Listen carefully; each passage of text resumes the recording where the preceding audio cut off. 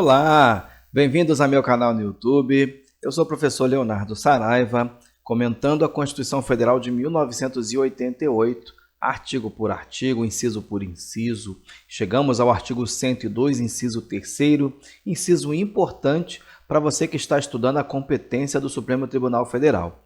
Esta videoaula é sobre a competência recursal extraordinária do Supremo Tribunal Federal. O artigo 102, inciso 3º, diz o seguinte: compete ao Supremo Tribunal Federal, principalmente, a guarda da Constituição, cabendo-lhe, inciso 3º, julgar, mediante recurso extraordinário, as causas decididas em única ou última instância, quando a decisão recorrida, a linha A, contrariar dispositivo desta Constituição, a linha B, declarar a inconstitucionalidade de tratado ou lei federal, a linha C, julgar válida lei ou ato de governo local contestado em face desta Constituição, a linha D, julgar válida lei local contestada em face de lei federal.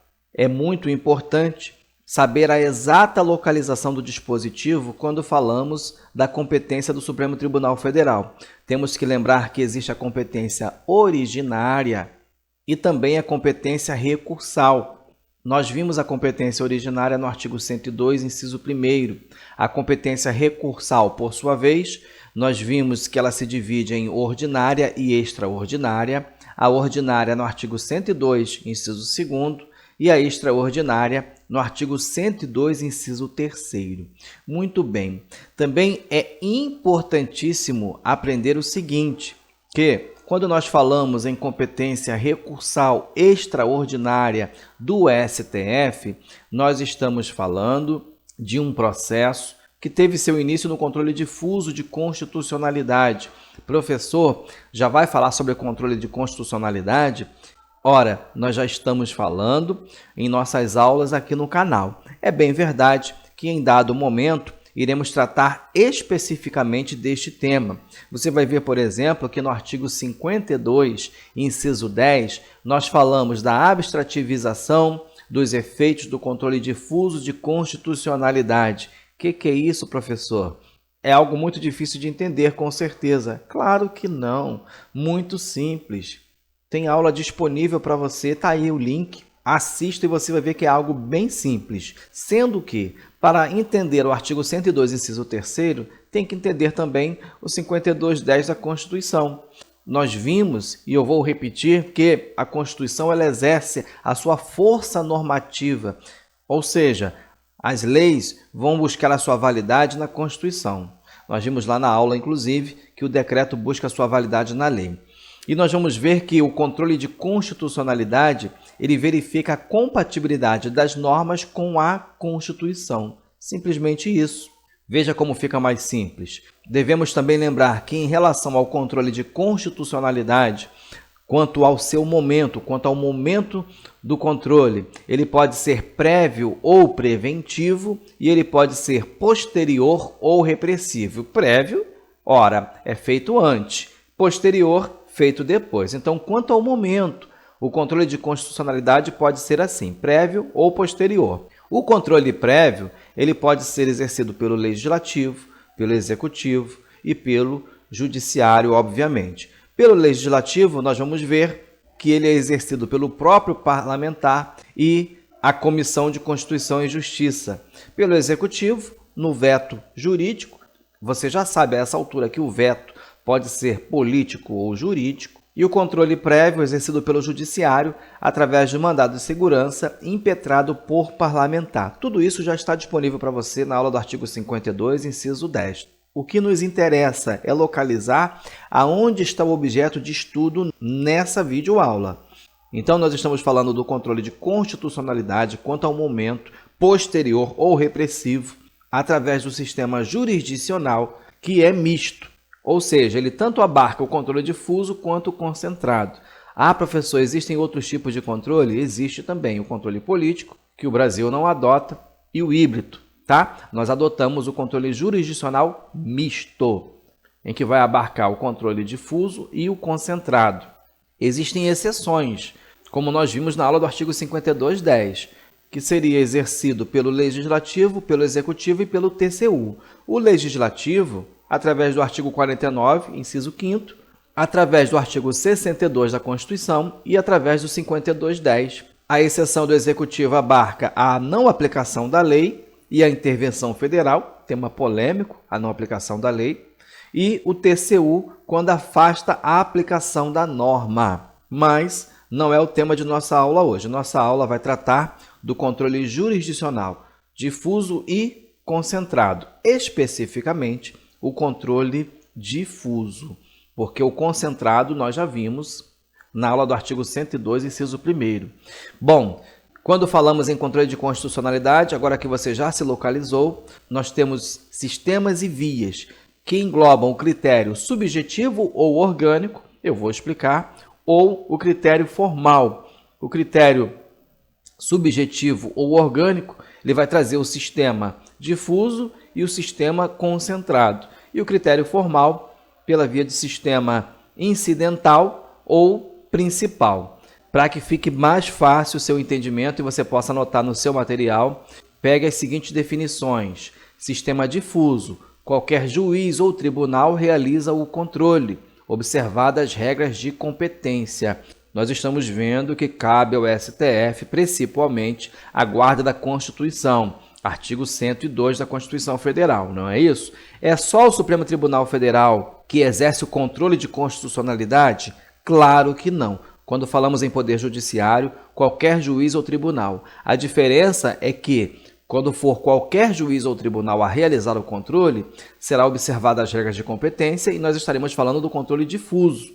E quando for o STF, estaremos falando do controle concentrado. Estaremos falando da competência originária do referido órgão ou órgãos, tá? A via incidental é quando esse controle é suscitado, exercido como uma questão prejudicial e premissa lógica do pedido principal. O processo, ele é sobre determinado assunto, mas para que se resolva determinado assunto, é necessário ali decidir uma questão prejudicial, ou seja, a questão prejudica a resolução do mérito. Eu estou falando em breves palavras, tá? Prejudica a decisão final naquele referido processo, então ele é uma prejudicial, é um adendo, podemos colocar assim. E pela via principal, a análise da constitucionalidade da lei será o objeto principal e autônomo da causa. Até aqui, muita informação, não é verdade? Lembrando, então, que quando falamos em recurso extraordinário, veja que nós dissecamos esse sistema de vias na aula do artigo 5210, e é até por esse motivo que nós estamos fazendo essa aula como se fosse uma aula complementar para a aula do artigo 5210, uma aula independente, mas que também complementa o assunto. Nós vamos ver que o recurso extraordinário ele é levado ao STF e a decisão vai possuir efeito inter partes. Nós vamos aprender lá que através do artigo 5210 ela pode ser erga omnes, mas isso fica no tema da aula do artigo 5210, que trata da abstrativização dos efeitos do controle difuso. Voltando então ao nosso artigo 102, inciso 3º, nós vamos entender o recurso extraordinário. Você vai entender que compete ao Supremo Tribunal Federal julgar. O Supremo Tribunal Federal vai julgar mediante recurso extraordinário e a banca vai querer saber se você conhece bem o assunto a ser tratado através de recurso ordinário e recurso extraordinário. Então, vai ser através de recurso extraordinário as causas decididas em única ou última instância. Quando a decisão recorrida, preste atenção, causas decididas em única ou última instância. Isso quer dizer que mesmo uma causa decidida por um juiz de direito pode ser levada através de recurso extraordinário ao Supremo Tribunal Federal, ok? Ou também uma causa em que chegue à sua última instância e depois pode ser levada ao Supremo Tribunal Federal através de um recurso extraordinário? Sim. Mas preste atenção, quando a decisão recorrida contrariar dispositivo nesta Constituição. Essa é a mais fácil. Contrariou dispositivo na Constituição Federal, cabe recurso extraordinário para o STF. É lógico que você vai observar o CPC, é lógico que quando você tratar de recurso extraordinário, só a Constituição não é suficiente. Preste atenção, existem diversas súmulas do STF que você deve observar. Nós vamos tratar o básico para a prova, para o seu concurso, em relação à Constituição Federal. Mas se a sua prova ela cobra o direito processual, se a sua prova ela é de nível superior, se a sua prova cobra outras matérias, é muito importante você se dedicar muito mais a esse tema. Mas, para a maioria das questões objetivas em relação à competência do Supremo Tribunal Federal, você vai resolver entendendo esse texto. Então, contrariou o dispositivo da Constituição, cabe RE para o Supremo Tribunal Federal. Na linha B, decisão também em única ou última instância que declarar a inconstitucionalidade de tratado ou lei federal. Tratado ou lei federal, tá? Declarou a inconstitucionalidade. Veja que não está agora contrariando o dispositivo da Constituição, está declarando a decisão de única ou última instância, está declarando a inconstitucionalidade de tratado ou também de lei federal. Preste atenção que é lei federal, tá? Não é lei estadual. Julgar válida lei ou ato do governo local contestado em face desta Constituição. Aqui você tem que ter um pouco de cuidado. Preste atenção. A lei ou o ato do governo local foi julgado válido. O questionamento era em face da Constituição. Se o ato do governo local ou se a lei do governo local estava de acordo com a Constituição. E aí a decisão de única ou última instância julgou válida a lei, julgou válido o ato. Ato esse ou lei essa que estava sendo contestada em face da Constituição. Cabe recurso extraordinário para o STF, porque o STF é o órgão máximo do judiciário e é o guardião da Constituição. Perfeito. Professor, eu preciso saber exatamente o texto? Se você souber o texto de cada um desses dispositivos, dificilmente você vai errar sua questão de prova. Agora, preste atenção na linha D. A linha D tem uma pegadinha muito recorrente em concurso, porque ela diz o seguinte: julgar válida lei local contestada em face de lei federal. Uma causa decidida em única ou última instância julgou válida a lei local que estava sendo contestada em face de lei federal. Cabe recurso extraordinário para o STF. E, na verdade, vai se dizer que aqui nem é um controle de constitucionalidade, aqui seria um controle de legalidade. Mas o importante é que você entenda o seguinte, que cabe RE. E esse RE é se a decisão de única ou última instância julgar válida a lei local contestada em face de lei federal. Qual é a pegadinha aqui? É que lá no artigo 105 há uma competência do Superior Tribunal de Justiça, também no inciso 3º, para o recurso especial, na linha B, que vai dizer o seguinte, que vai ser hipótese de recurso especial as decisões em única ou última instância pelos tribunais regionais federais ou pelos tribunais dos estados, do DF e territórios, quando a decisão recorrida julgar válida ato de governo local contestado em face de lei federal. Professor, não vi diferença. É exatamente aqui que está o ponto. Você tem que observar a diferença. Qual é a diferença? A diferença é uma palavrinha. A diferença, ora, é ato de governo. Ato de governo lá no artigo 105, competência do STJ, contestado em face de lei federal.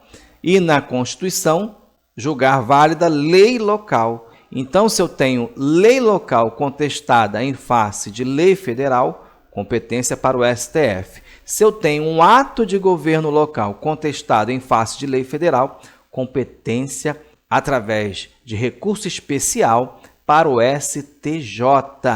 Importante. É aqui que a banca vem quando quer fazer pegadinha para derrubar o candidato na hora da prova.